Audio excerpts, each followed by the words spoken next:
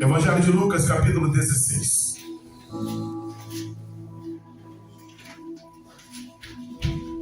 Lucas, capítulo 16. Versículo 19 e 20.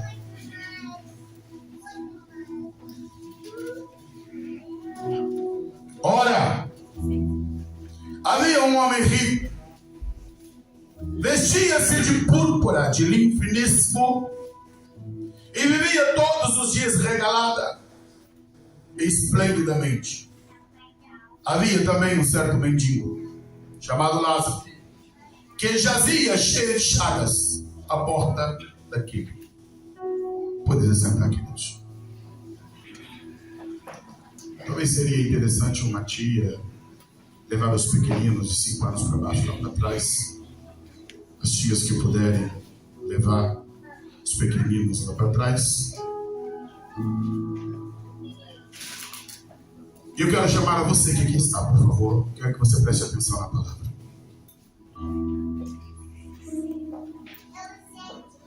Eu quero falar hoje sobre a eternidade. Eu vos digo que o tema eternidade é um tema pouco pregado.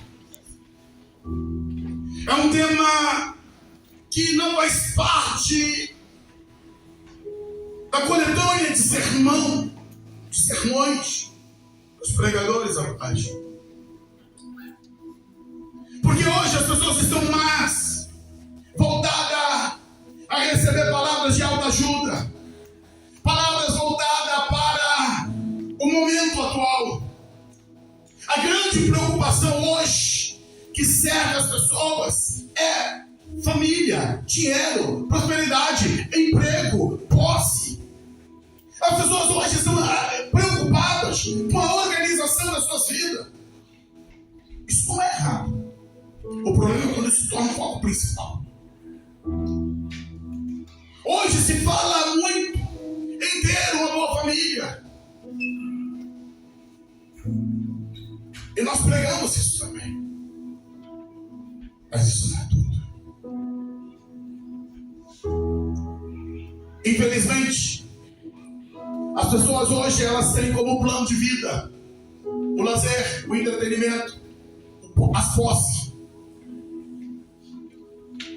Se planeja férias, planeja um feriado, um convívio. Faz todo um planejamento para coisas. Mas a grande questão é, e agora eu entro naquilo que eu quero vos pregar. Não se planeja para a eternidade, não se pensa na eternidade. E muitas pessoas às vezes dizem, pastor, eu nem gosto de pensar sobre isso. Pastor, não falo sobre isso.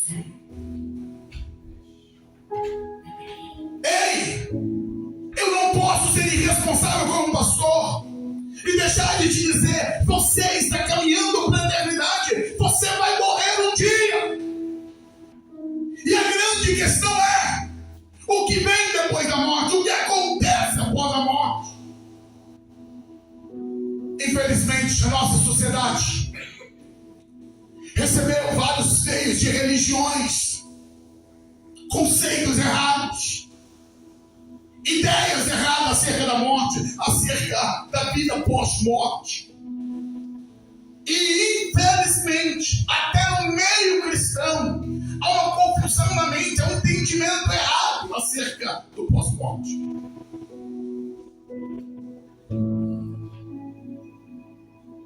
Uma ideia que permeia grande parte das religiões orientais é a ideia da reencarnação. As pessoas, elas vivem e após a morte, elas irão reencarnar. E até mesmo um linguajar no meio dos crentes, que não é sadio, que fala isso é o karma. Não, nós não temos karma. Não estamos pagando o que vivemos na vida passada. Está ordenado aos homens morrerem uma só vez, só tem uma vida, só tem uma morte. Não há duas vidas, não há repetição. O fato de pessoas passarem por dificuldade e problemas nessa vida são coisas dessa vida. Não tem nada a ver com vida passada. Ninguém tem vida passada. Então não existe reencarnação. Amém, Jesus. Se falamos do hinduísmo, o hinduísmo prega a migração de almas. Por isso, olhamos para a Índia, com seus 32 milhões de deuses. Eles acreditam que após a morte, a alma ela vai migrar e ela não vai reencarnar em pessoas. Ela pode voltar à existência através de animais, através de árvores, de plantas, de insetos. Essa alma vai migrando. Dentro do conceito católico, após morte, veio o purgatório. Para aquelas pessoas em que pela qual não eram tão más, não cometeram tantos erros, então após morte elas irão para o purgatório para purgar os seus pecados, passar ali um tempo, um espaço de tempo, e depois elas serão levadas para o céu. Eu quero dizer que nada disso é verdadeiro segundo a Bíblia. Respeitamos todas as religiões, mas não podemos nos calar e dizer que isso está certo. Não. A Bíblia é a palavra de Deus. A Bíblia é o meio, é a forma pela qual nós temos para chegar até o céu. Sem a palavra de Deus, obrigado. Sem a palavra de Deus não há meios pela qual nós possamos chegar diante de Deus. A Bíblia própria apresenta-se como palavra viva, eficaz, mais penetrante do que qualquer espada de dois gumes, que penetra na divisão da alma e espírito. Ela é apta para discernir as intenções e pensamentos dos homens. A palavra de Deus, ela nos guia para a verdade. Ela é lâmpada para os nossos pés, é luz para o nosso caminho. É a única bússola que nós temos. Nós não temos outro referendo a respeito de Deus e a respeito do céu.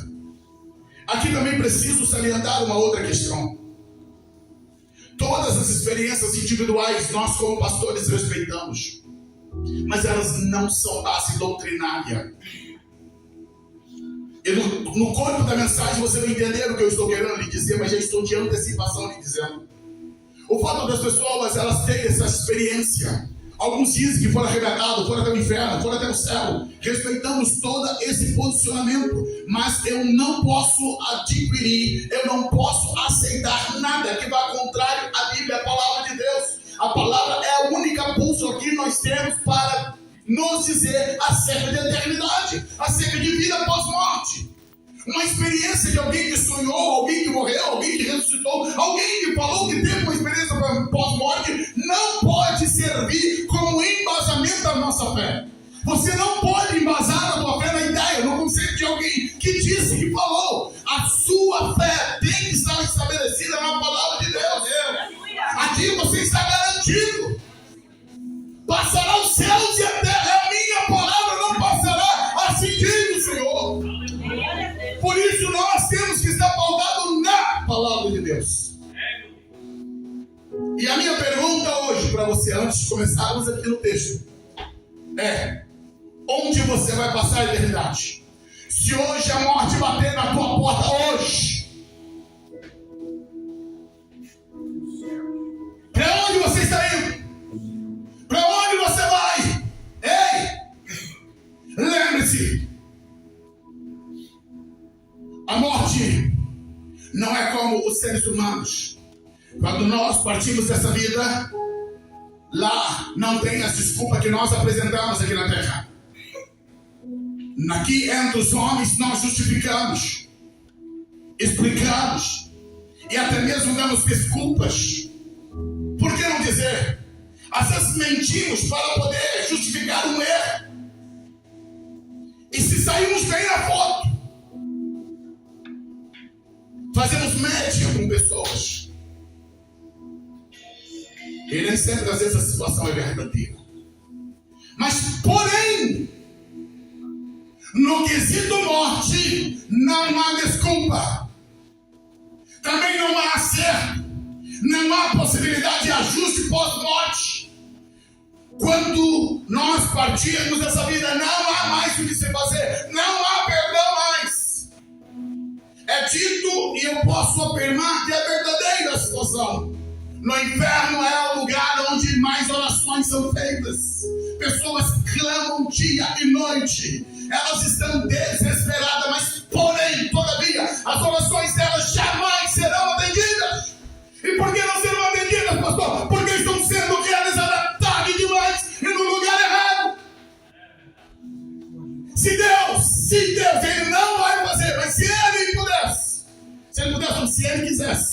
colocar eu e você e adentrasse os portais da morte e pudéssemos visualizar as pessoas que já estão lá, eu tenho certeza que muitas pessoas teriam que mudar drasticamente a sua vida. A grande questão é, brincamos com coisas sérias. Nós temos aqui várias criancinhas e bebês. Se colocarmos coisas perigosas aqui para elas aqui na frente, por mais que pai e mãe vai dizer, não toque, não mexa, é fogo, é queima, se machuca, elas, por não entender a seriedade, daqui a pouco está brincando, está se machucando. E nós, seres humanos, às vezes nos comportamos assim sem a eternidade. Eternidade é coisa séria.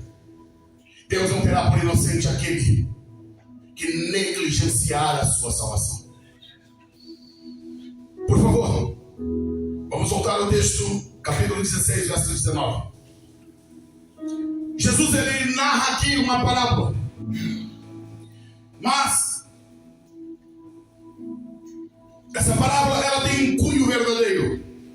Jesus jamais iria falar de algo que não fosse verdadeiro. E ele toma aqui essa parábola, que para muitos não é apresentada como parábola, mas é como uma narrativa. Jesus, como Deus, tem conhecimento de fatos que homens não conhecem. E ele aqui narra então essa situação. Ele diz, ora, havia um homem rico. Essa é a classificação que Jesus dá acerca desse homem. Jesus está cercado de pessoas e ele agora está ali trazendo a verdade eterna para aqueles corações e ele começa chocando. A palavra de Deus às vezes entra em choque com as realidades sociais. Jesus diz, olha, havia um homem que ele era rico. Esse homem se vestia de púrpura, de linho fino e vivia todos os dias regalado esplendidamente. Podemos olhar três coisas, não, continua. Três coisas aqui. Primeiro ponto é que esse homem ele é rico.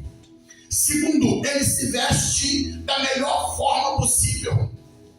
Ele anda no requinte da moda do seu tempo. As suas vestes são destacadas. No nosso linguajar popular, ele teria o seu alfaiate particular ou sua grife que estaria produzindo as suas roupas. A Bíblia está dizendo que ele, sendo rico, tem todo esse aparato de roupa. Ele vivia todos os dias esplendidamente. O que é isso, pastor? Regalado esplendidamente, está dizendo, todos os dias esse homem tinha uma festa. A vida dele era regada à festa, à alegria. Ele tinha dinheiro para bancar. Ele tinha condições financeiras para manter a sua vida em tremenda alegria e festa. Poderíamos dizer que esse homem, no tempo atual, se fosse no nosso tempo, ele seria capa das revistas. Talvez estaria na Forbes. Talvez estaria nas revistas de homens de sucesso. Ele era, para o seu tempo, o retrato do sucesso. Ele era o retrato daquele que foi bem sucedido. Pior, dentro do conceito judaico, riqueza igual bênção de Deus. Pobreza igual maldição. Isso era o conceito cultural. Então, dentro do conceito que se tinha, este homem era um homem abençoado. E ele vivia de maneira esplêndida. E ele considerava que estava tudo bem. Mas quando olhamos o verso 20, Jesus agora ele faz um paradoxo. Porque ele apresenta um outro tipo de homem. Jesus disse que esse homem, ele é mendigo. Quando olhamos para o 19, a primeira classificação do homem, ele é rico. Esse homem, ele é mendigo. É o oposto. Um é rico, o outro é mendigo. Um vestia-se com o melhor. O outro jazia, cheio de chagas à porta do rico. Esse homem chamado Lázaro, ele não apenas é pobre. Ele é pobre e também é enfermo. Tem doenças. É um homem desprovido da felicidade. Ele não tem festa. não tem razão para festejar, ele não tem razão para celebrar, e muito menos dinheiro para bancar isso. Então a vida dele é uma rotina de dor, de sofrimento. A vida dele é marcada pela escassez. E diz o verso 21 também, que esse homem desejava comer das migalhas que caíam da mesa do rico, e os próprios cães vinham lamber-lhe as chagas. Este homem, no retrato da vida, era um homem infeliz. Alguém aparentemente amaldiçoado, mal sucedido. Como eu disse no início da mensagem, alguém poderia dizer, é karma, está pagando, fez alguma coisa errada. Mas olhando de novo para o texto, Jesus está descrevendo o retrato de um homem que, no conceito daquela época, era um homem extremamente pobre, miserável, não tinha o que comer, sofria as agrúrias do frio, da humilhação, não tem amigos, não tem casa, não tem família, vive ao relento, vive dos favores, a fome aperta o seu estômago e ele depende de comer das migalhas, do que sobra. Essa é a vida deste homem. Jesus, ele faz questão de salientar, de ressaltar nessa parábola esse tremendo paradoxo desses dois homens. E eu queria que chamar a sua atenção. O que é sucesso para você? O que é ser realizado? A maneira como nós avaliamos sucesso, a maneira como nós avaliamos ser bem-sucedido, ser abençoado, vai definir o estilo de vida que vivemos. Eu preciso dizer para você, quando a Bíblia fala de Abraão, a Bíblia diz que Abraão, ele era rico. Mas tem uma coisa que me chama a atenção em Abraão. Abraão, apesar de toda a riqueza que ele possuía, a riqueza nunca possuiu Abraão. Ele sai da grande metrópole Ur dos Caldeus. Ele vai se tornar um peregrino rico. Não constrói uma casa, não faz um prédio, não constrói uma loja, não faz um shopping, não tem nada pela qual seria o luxo da época, e é rico. Por quê, pastor? Diz Hebreus que ele aguardava uma pátria celestial. Ele aguardava uma pátria não feita por mãos humanas, mas uma pátria eterna. E a trajetória, a caminhada dele é: eu possuo na terra, mas isso não é o meu foco, não é o meu objetivo primário. Eu posso ter e desfrutar, mas o meu alvo é para lá. Glória a Deus. A riqueza não é problema quando você coloca ela no seu devido lugar. O ato de você ser bem sucedido, ter uma bela família, que bênção, meu irmão, desde que ela fique no lugar que ela tem que estar. Jesus disse que aquele que não amar a mim mais do que mãe, mulher, filhos, esposa, não é digno de mim. Aquele que não renunciar a tudo quanto tem não pode ser meu discípulo. Deus, ele não quer o segundo lugar no teu coração. Deus, ele não quer o resto que te sobra. Deus, ele quer o primeiro lugar da tua vida. Pastor, mas isso é muito forte, sim. Escuta, isso é sério que eu vou te dizer. Deus não mandou um anjo para morrer na cruz por você. Deus não mandou nenhum ser que ele criou para morrer na cruz por você. Ele enviou o seu próprio filho. Ele deu tudo.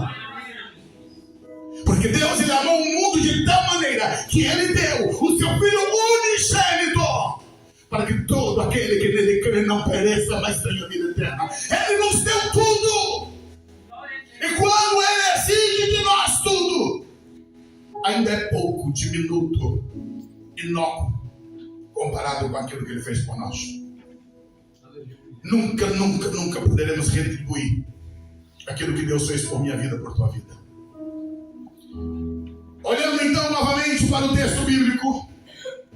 esses dois homens vivendo esse paradoxo.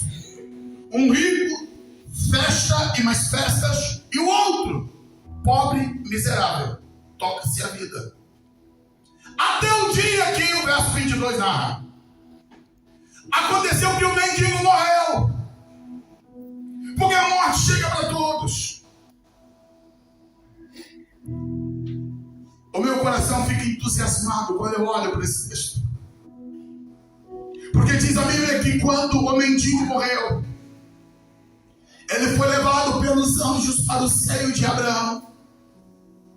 O seu corpo tomado por chagas, os cães que ali vinham lamber as chagas dele. Aquele dia, aquele momento, ele já não sente mais suas mãos, suas pernas, as dores desaparecem, a morte chega, espírito e alma saem do corpo. Fica ali apenas aquele corpo marcado por chagas, por doença, marcado pelas marcas da vida, e o seu espírito e alma agora é conduzido pelos anjos de Deus para o seio de Abraão. Lázaro, naquele pouco momento de contato, ele pode olhar para o seu corpo, que foi seu tabernáculo, que foi o instrumento que ele viveu na terra, e ele percebe: não tem mais dor, não tem mais fome, não tem mais frio, não tem mais tristeza. Tem um gozo na alma, tem um gozo no espírito dele, e ele adentra o paraíso para estar ao seio de Abraão, que era o local onde os mortos em Deus iriam antes da morte de Jesus. E Lázaro é levado para lá, e ele começa então a desfrutar da glória pós-morte. E se Lázaro pudesse gritar e dizer: eu vivi o sofrimento, chorei muitas das vezes, lastimei, não entendi o processo da minha vida, mas eu agora estou livre de toda dor, de todo cansaço, de toda fadiga, de toda humilhação. Eu agora estou no seio do Senhor. Estou vivendo o melhor de Deus, estou vivendo o melhor do Senhor. Não importa o que eu passei, o importa é onde eu cheguei. Alguém encontra o corpo daquele homem ali, mas ele não tem família, ele é mendigo. Ele tem que ser sepultado em uns sepulcros que são para os forasteiros, para os indigentes, sem pompa, sem choro, sem lamentação. Ao contrário, alguns dizendo: olha, ainda bem que morreu, ainda bem que foi embora. Não tem sentimento de perda para Lázaro. Mas o mesmo versículo 22 também descreve que morreu também o rico e foi sepultado. Você observa que Lázaro nem disse que foi sepultado. Agora, eu fico a pensar na pompa que foi esse velório, esse sepultamento. Como era rico, óbvio. Chamaram um grande mestre Rabi para fazer ali as palavras de bênção, as descrições de quão glorioso foi aquele homem. No nosso tempo, no nosso contexto do que é velório, esse homem teria inúmeras coroas de flores, homenagens e mais homenagens. Teria uma urna, talvez, quem sabe, até banhada a ouro, carros lindos para carregar o seu corpo. Faria-se homenagem, pararia a cidade para comentar: morreu o rico. E as pessoas dizem: que pena, que dó, homem maravilhoso, homem fantástico, homem. Todavia, apesar de toda a pompa e elogio que são feitos a esse homem, O verso 23 diz: onde é que ele está, irmãos?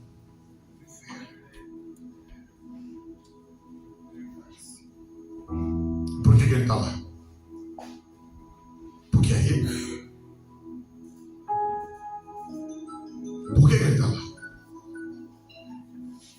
Qual é a razão que esse homem está lá? Entenda. Ninguém vai para o céu porque é pobre. E ninguém vai para o inferno porque é rico. Deus não faz acepção de pessoas. O fato de alguém ser mendigo, miserável, não garante céu para ninguém, queridos. Só tem um meio de entrar nos céus: por intermédio de Cristo Jesus.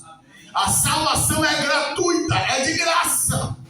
Custou caro porque Cristo morreu por nós. Mas sem Jesus ninguém entra no céu. A teologia inclusiva, a teologia moderna, apresenta outros meios de salvação por intermédio desse ecumenismo religioso, das religiões. Mas nós afirmamos categoricamente: sem Jesus, Maomé não pode salvar ninguém, Buda não pode salvar ninguém, nenhum líder religioso, não importa o grau de vida que viveu, ele não pode salvar ninguém. Pelo contrário, eles estão agora aguardando o dia do julgamento deles.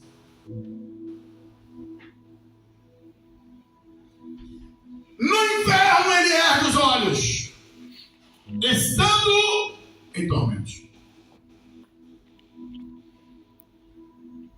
As pessoas não querem pensar sobre isso. Às vezes, pastor, se eu ficar lendo sobre isso, eu perco meu sono. Eu vou dizer para você com muita seriedade: é melhor você perder o seu sono do que você perder a sua eternidade. É melhor você chorar agora do que você chorar na eternidade. Hoje você tem tempo de corrigir, de acertar a tua vida, colocar as coisas em ordem. Mas se você deixar para depois, você pode tomar o mesmo rumo que esse homem tomou. O dinheiro dele não conseguiu prolongar a vida dele. O dinheiro dele não colocou ele no status que ele pensava que poderia estar. O dinheiro cobra muitas coisas, irmãos. Sim. O dinheiro coloca muitas pessoas em posição de status de felicidade, que desfrutam de inúmeras coisas nessa terra. Mas depois da morte, o dinheiro não vale para nada. Absolutamente para nada. Entendemos que esse homem morreu. Não foi com uma vida velha, não. Talvez morreu na flor da sua idade do sucesso. Pensava que tinha muitos anos pela frente. Mas a morte o ceifou. E agora ele tem que viver com uma realidade. Escuta uma coisa que eu preciso dizer para ti. Quando se morre, não se perde consciência. Quando se morre, não se perde emoções. Não carregamos objeto, não carregamos coisas para a eternidade, mas carregamos conosco plenamente a nossa consciência de tudo quanto fizemos.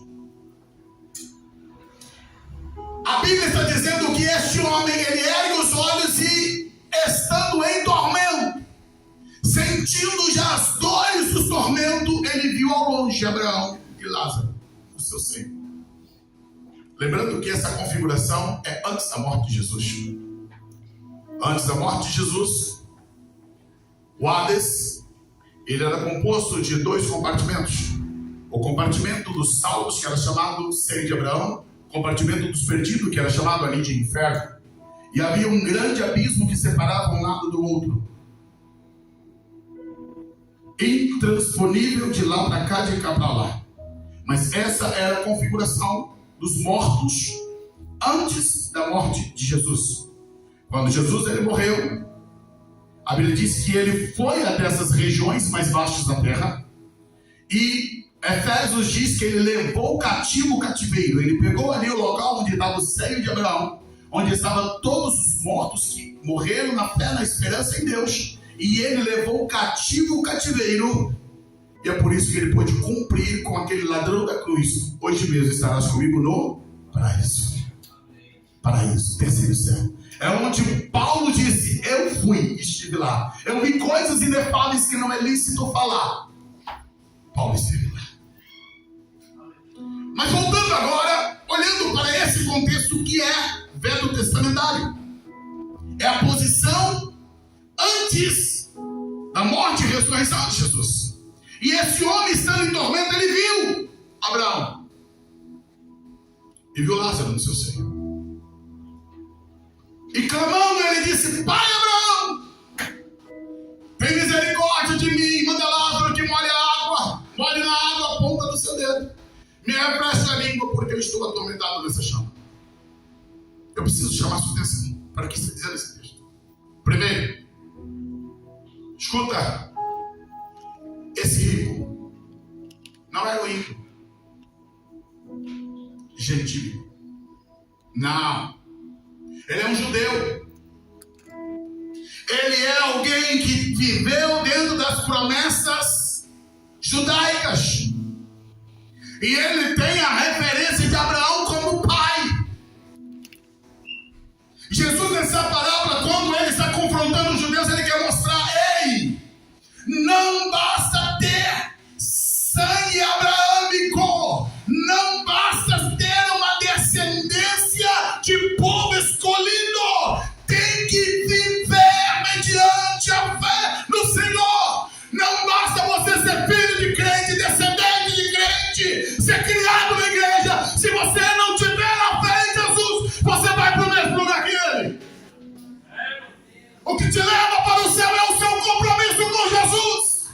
Eu vos digo, tem muitos filhos de crente que já estão no inferno.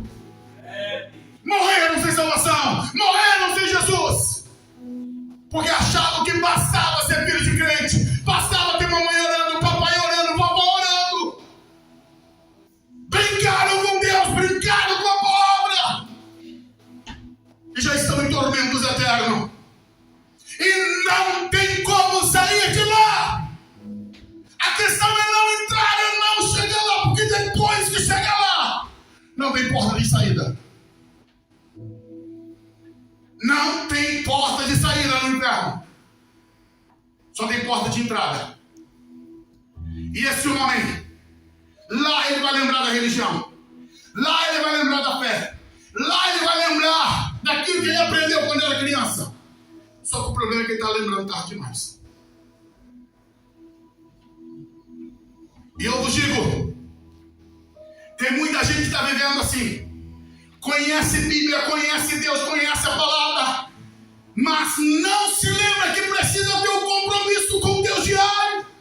Vai vivendo, vai tocando a vida, e eu te pergunto em nome de Jesus: e se a morte bater na tua porta? Você vai fazer o quê?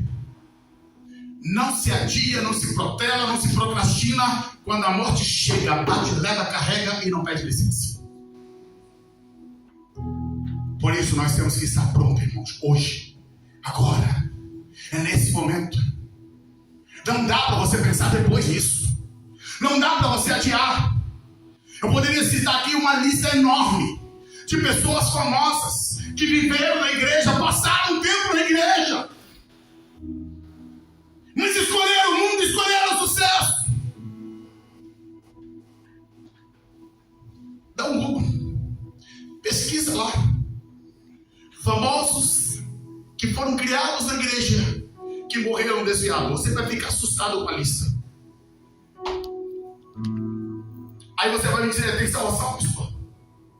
Não, tem. É duro? Pastor, o discurso está duro? Não. É um discurso de amor pela tua alma, pela tua vida.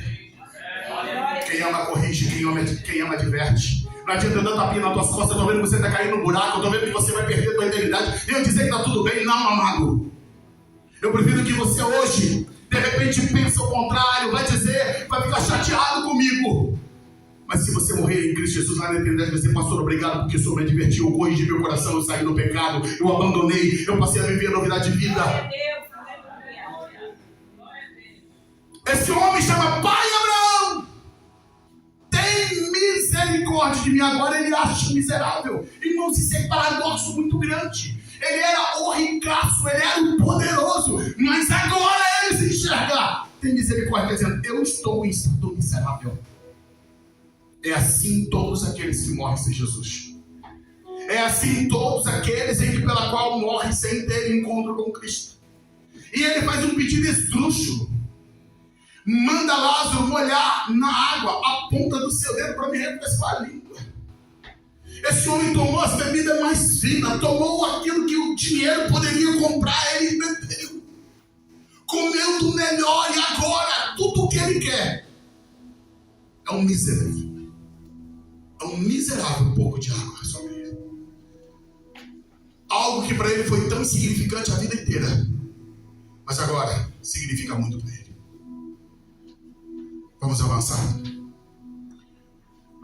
Disse, porém, Abraão. Eita Deus. Abraão quebra ele porque chama ele de filho. Irmãos, talvez a parte mais, não vou dizer mais dolorida, uma das partes doloridas do inferno é a pessoa lembrar: eu estive na casa de Deus, eu li a Bíblia, eu caminhei, eu tive amigos crentes, eu tive pais crentes, eu tive pessoas que me divertiram. Eu só estou aqui porque eu escolhi estar. Abraão, ele chamou Abraão de pai e Abraão está devolvendo, dizendo: filho, você era filho. Foi você que escolheu, foi você que me tomou medidas erradas. Deus ama você e te trata como filho, mas entenda, se você não viver como filho, na eternidade você vai sentir o peso dessas coisas. Filho, lembra-te.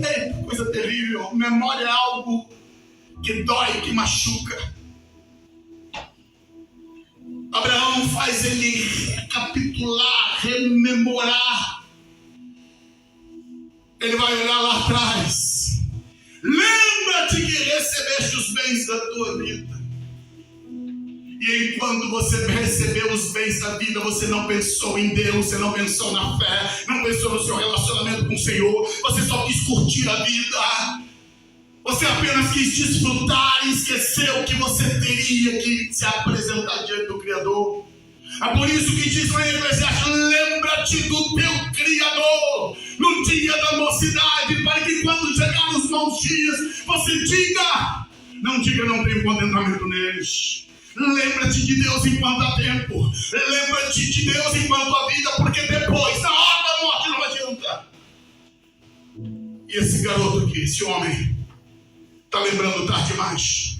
E Abraão está dizendo: vem cá, lembra, vai, puxa aí tua memória. Olha lá o que te ensinaram, o que te disseram. A criança judaica, ela aprende. Deuteronômio capítulo 6, versículo 4. Ouve, ó Israel, o Senhor teu Deus é o único Deus. Amarás o Senhor teu Deus de todo o teu coração, de toda a tua alma, de todo o entendimento. Isso foi ensinado, foi instruído, foi dito. Agora ele vai puxar na memória e ele vai lembrar. Alguém me ensinou, alguém falou que eu tinha que amar a Deus, mas eu amei coisas, eu amei a vida mundana. Lembra-te. Aí ele diz ainda, Abraão: e Lázaro? Somente mais. Mas o que está dizendo? Abraão está dizendo: olha,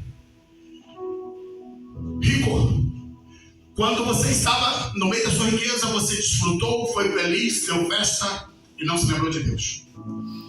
Lázaro, em meio à sua dor, o frio, em meio às suas chagas, seu estômago roncando, ele estava sempre lembrando de Deus e orando: Senhor, olha para a minha aflição. Lá no meio dos males, ele lá estava buscando o consolo de Deus. Aí Abraão está gritando: agora chegou o momento do consolo dele. Ele está sendo consolado e você está sendo atormentado. Ei, amado, em nome de Jesus, você pode perder tudo nessa vida, mas não perca a tua fé em Deus. Não perca teu relacionamento com Deus. Não perca a tua vida com Deus. Pode chorar, pode lamentar, pode passar o que for, mas tem um consolo de Deus na vida eterna para você. Tem um abraço que Deus vai te dar. Há um abraço de Deus que nos aguarda na eternidade. Você só precisa permanecer firme.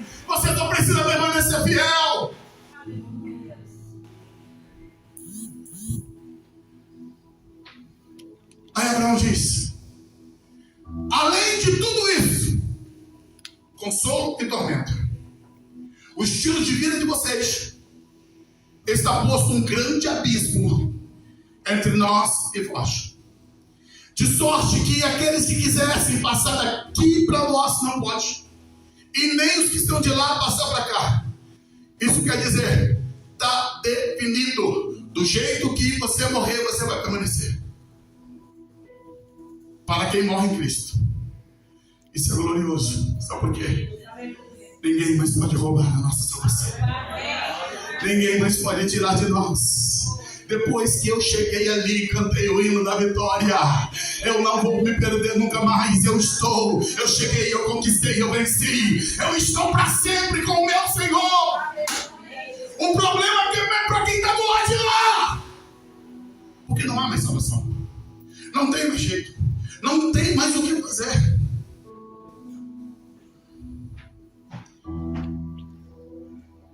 Olha esse texto. Quando ele entende, escuta, para mim isso aqui é o drama do texto está aqui.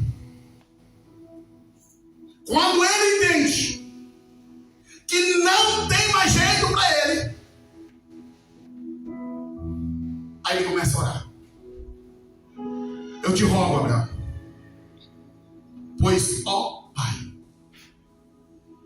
está chamando Abraão de pai de novo, que mandes a casa do meu pai. Pois eu tenho 5 irmãos, para que ele dê esse testemunho, a fim de que não venham também para esse lugar de tormento. Stop aqui, para aqui. Ele começa a viver um drama, porque ele se lembra dos seus 5 irmãos e sabe: o que eu vivi, eu incentivei meus irmãos a viver. E o que eu vivi, eles estão vivendo. E se o que eu vivi me colocou aqui, é só questão de tempo para eles virem fazer companhia. E agora ele está desesperado. Nesse momento, irmãos, que horror. Esse homem resolve amar a família. Ele resolve se importar com a salvação dos seus irmãos. Ele está querendo até fazer missão. O grande problema é que está no lugar errado, na hora errada e no tempo errado. Os teus dons, teus talentos, tuas habilidades não tem valor nenhum depois da morte. Não importa quantas ideias lindas e maravilhosas que você tem, quantas coisas que você diz, eu faria. Se você não fizer em vida, isso não tem valor nenhum pós-morte. Nada. Porque esse homem agora, ele resolve dizer, olha, eu tenho 5 irmãos. E eu estou clamando a Abraão, por favor, dê testemunho para eles, porque eu não quero que eles venham para cá. Agora ele tem sentimento de amor, de misericórdia, mas nunca se preocupou nem com a alma dele. E para encerrar, irmãos, veja. Disse Abraão, tem Moisés os profetas, ouça-nos. Abraão diz, olha, já está sendo pregado lá. Tem a palavra, tem Moisés os profetas. Eles vão ter que ouvir os meios de Deus. Escuta, isso é sério. Deus não vai criar meios especiais para salvar pessoas que acham que são especiais. A Assembleia de Deus tem uma visão arminiana. O que é isso, pastor? Nós cremos na salvação por Cristo Jesus, mediante a decisão de cada um. A visão calvinista, que não faz parte da visão da Assembleia de Deus, diz que Deus determinou quem é salvo e quem não é salvo. Deus tem um grupo que ele escolheu, predestinou para a salvação, e a esses que estão já predestinados, esses estão salvos. Essa visão não é amparada pela Bíblia, e a Assembleia de Deus não crê nisso. E eu preciso dizer para você, e com muita seriedade, irmãos, no nosso linguajar arminiano assembleano, nós cometemos um erro muito forte e grave. Porque às vezes nós estamos falando como calvinista. Porque dizemos assim, olha, tu é um escolhido de Deus. Tu é um escolhido. Ei, alto lá. Escolhido porque Deus está colocando a salvação disponível para você. Mas se você não se render a Cristo, querido, você vai para o mesmo lugar que só não foi. Tem um ditado errado que é dito no nosso meio, que diz assim, quem não vem pelo amor, vem pela dor. Sim, vai pela dor do inferno. Deus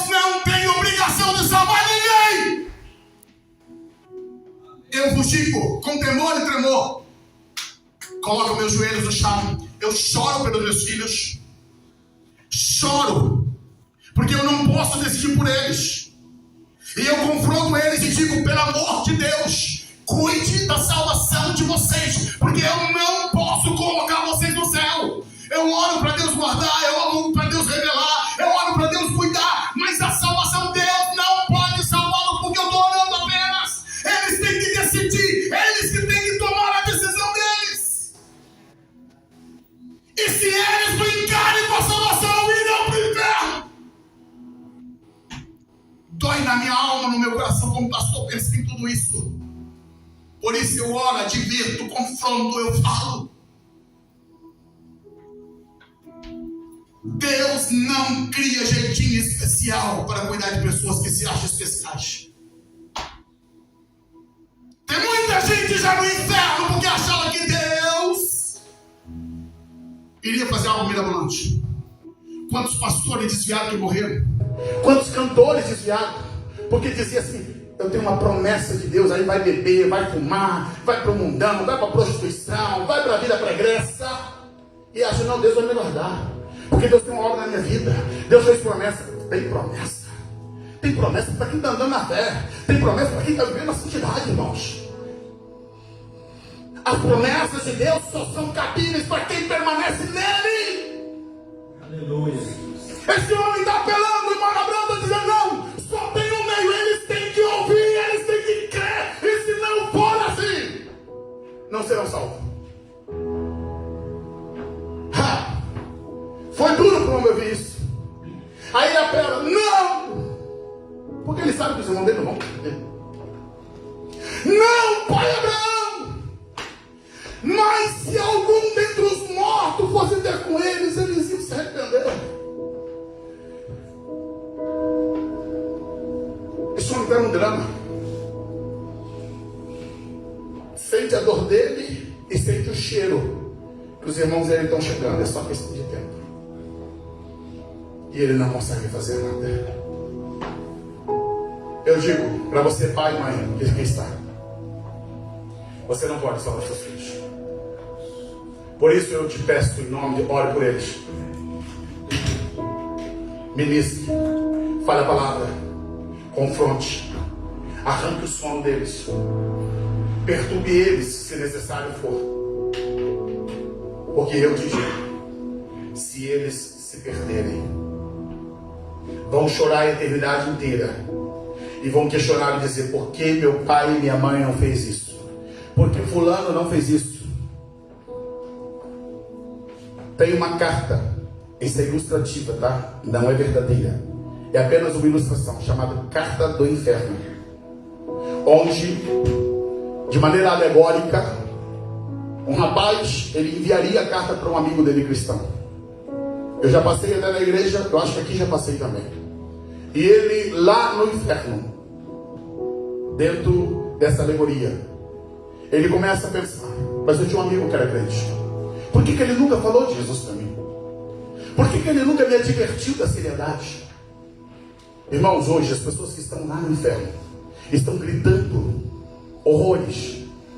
E talvez se ela pudesse dizer para qualquer um de nós e dizer assim, por que você não me amarrou e me levou para a igreja? A gente diria, porque eu não podia. Mas eles lá já estão em desespero. E agora esse homem aqui está desesperado. Não, pai Abraão, por favor, se alguém levantar dos mortos, falar, eles vão se arrepender. E terminando, 31. Porém eles dizem, se não houve a Moisés e os profetas, tampouco serão persuadidos, ainda que alguns dos mortos ressuscitem. Abraão diz, acabou. Ou eles usam meios normais de se converterem, ou não tem outra forma.